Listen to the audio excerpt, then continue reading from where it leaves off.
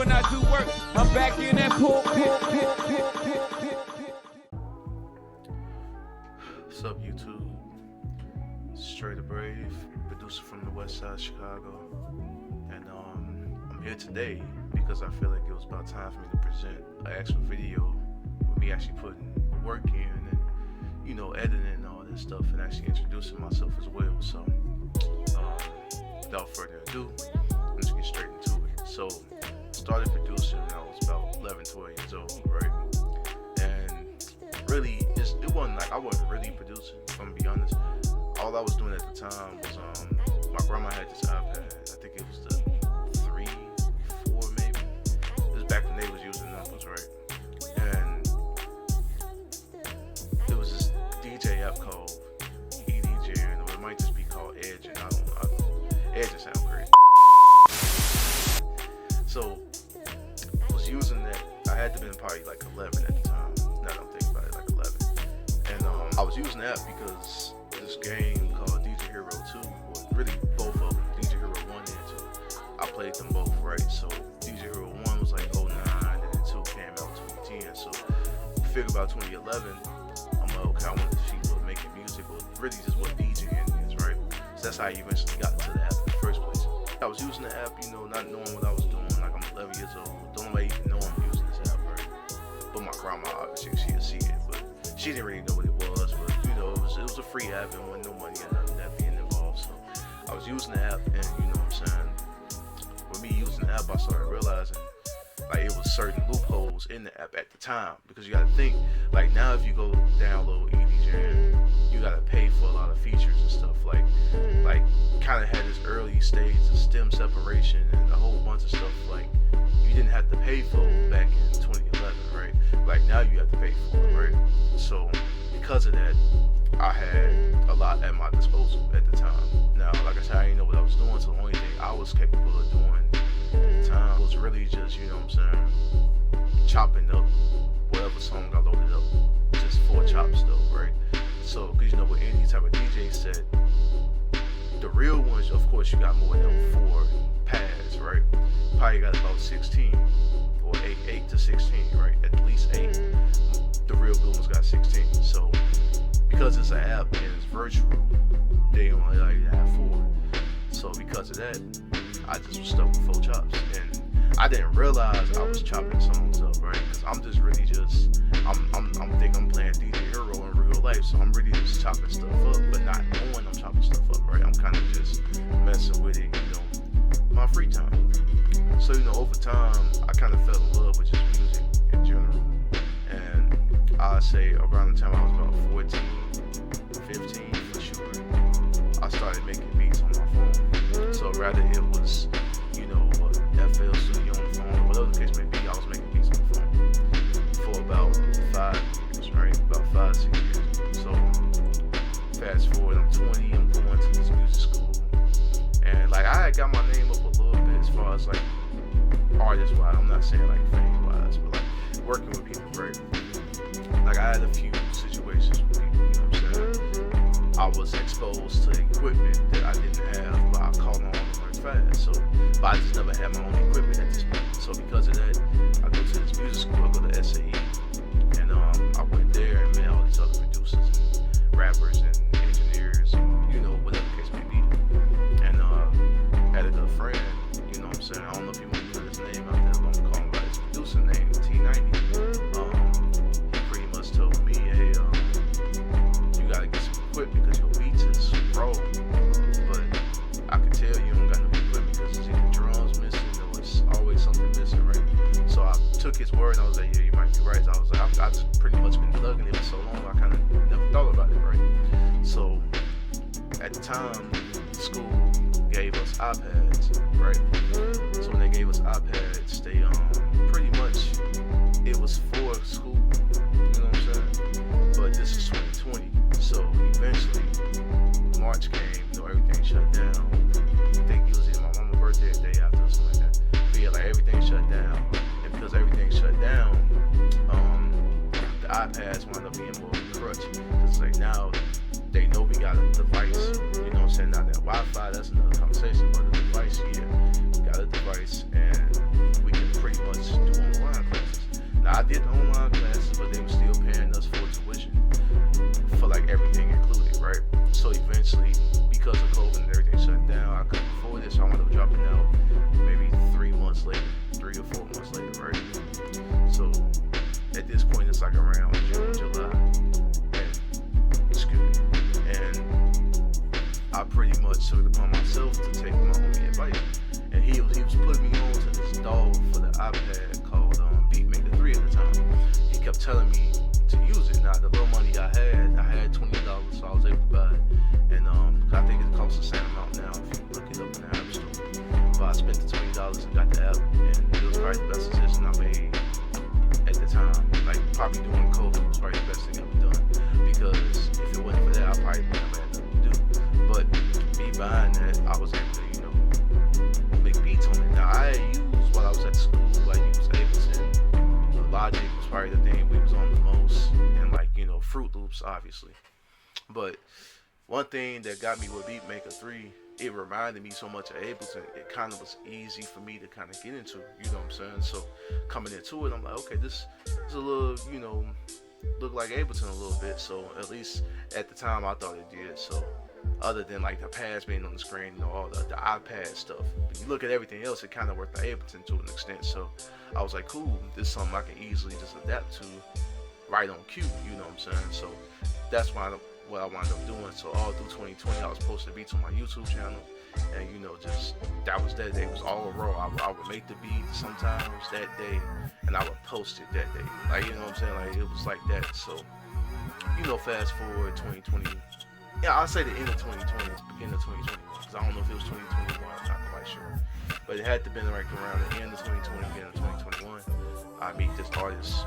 Well, actually, I didn't meet him. My homie Marco, that I went to high school with, he make music as well. I'll probably drop his stuff down in my description below. He linked me with Rico, which is the artist you see on my screen right now. And he linked me with him, you know what I'm saying? It was more so like word of mouth for him, you know what I'm saying? He knew I made certain type of beats, and he rapped certain type of flows. So it's like we kind of meshed well on paper. So my homie put us both together, and that's what wound up happening. So we wound up working together, and so everything's cool, everything's fine. We got our stride going eventually, and had some free time to actually talk, you know what I'm saying? And once we talked, we was like, yeah, this sounds like it'll be something good for both of us. And that first baby we wound up having, pause, was My Own Enemy. Now, My Own Enemy, at the time when we was working on it, I didn't really have like no pre-notion of like what I was gonna do. I kind of was just like in mode as far as I'm gonna do whatever he want me to do, and that's that. Now, I wouldn't say it's the easiest project we did, but it's probably for me probably the easiest, because I was getting my foot in the door, and I really didn't have the pressures of nothing beforehand to live up to, and pretty much I was in no man's land as far as like, if it wasn't for this project, I wouldn't be doing anything. So this just gave me something to do, and it was convenient for me, you know what I'm saying? So because of that, I wound up just locking in. Everything was, simple, quick for me. And the songs I did on this project, as you can see, I did The Prelude, I did Hungry Energy, Astro Season, Forever Family Freestyle, and my own outro, right? So them 5 tracks. Let me see, is it 5? 1, 2, 3, 4, yeah, 5. So them 5 tracks. And I'll say for me, my personal favorite out of the 5, I'm tied between Astro Season and the outro. Now, Hungry Energy was one of the ones that everybody, bobbed to and danced to and whatnot, right? And it was a good beat for me too as well. That'd probably be a close second with like the outro, Hungry Energy, and my own outro. But Astro Season is by far my favorite beat off that project, So fast forward, we get into It Got Greater Later. We was actually planning. This is a little secret spiel. You know what I'm saying? We was planning on doing, or at least debating, thinking about doing a deluxe for My Own Enemy. But everybody was doing deluxe albums at the time, and Rico force yourself to do one. So I think he came up with that decision on his own. I might not be right, but I believe I am. I think he felt like he didn't have the need to force a deluxe, so he just eventually wound up not doing it. But I know when we talked about it, I had probably did about 2 or 3 beats, because the deluxe was just gonna have like an extra 5 to 7 songs or something like that. But yeah, so he eventually chose to not make a deluxe, and half of the songs we would have worked on for the deluxe, we started with It Got Greater later. You know what I'm saying? I'll say this is probably my favorite project so far, and it's not even that, like, because I'll get into the track list in a minute. I did most of the production on this one, but that's not why it's my favorite one. It's the songs specifically that I did on this project I find myself listening to. It's a few on like later projects as well, but for a while this project had got me through as far as like listening to the verses on them, and you know, the features that was on my beats and whatnot. So I did Survival Guide, which is track 2. I did Predestined, Comfort Zone, Mr. Bad Guy, Crack, Found My Peace, Playboy, Goat vs. the World, and Love Letter to Hip Hop. Now, do I have a favorite off this one? Yes. I think it's pretty evident. My favorite one would be Survival Guide. Now, if I had to bring a tie, or like a close second, probably be Predestined. And Comfort Zone is the beat that Rico's homie, which is my homie too, but I made him through Rico, or through knowing Rico. Devo, which, you know, he's an artist, producer, he do everything, you know, he got everything in his own right. Probably drop his stuff in the description too. But he helped mix it, you know, that, and I believe he mixed Civil Lines. I could be wrong, but I know he did Comfort Zone, Mr. Bad Guy, Crack, and that might be it. I think that might be it.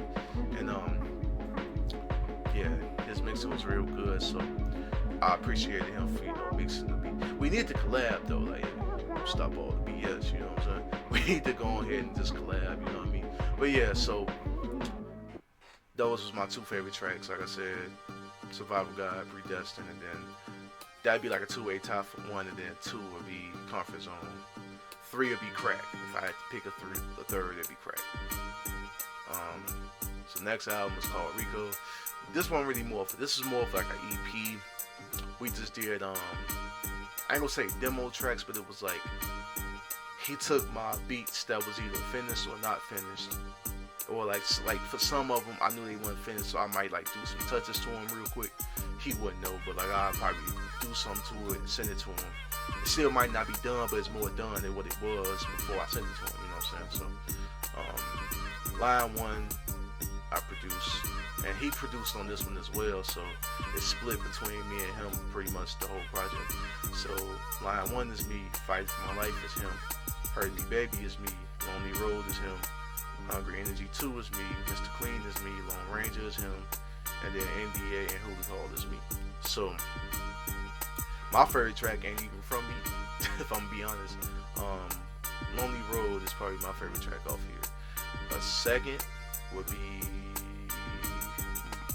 what would be my second? I actually never thought about it for this project specifically. I'd probably say Mr. Clean, because it was straight to the point. He had something to get off his chest, and it's a remake of Outkast, So Fresh and So Clean. It's like a reiteration of it, so it's a little different. And yeah, I say that's the second.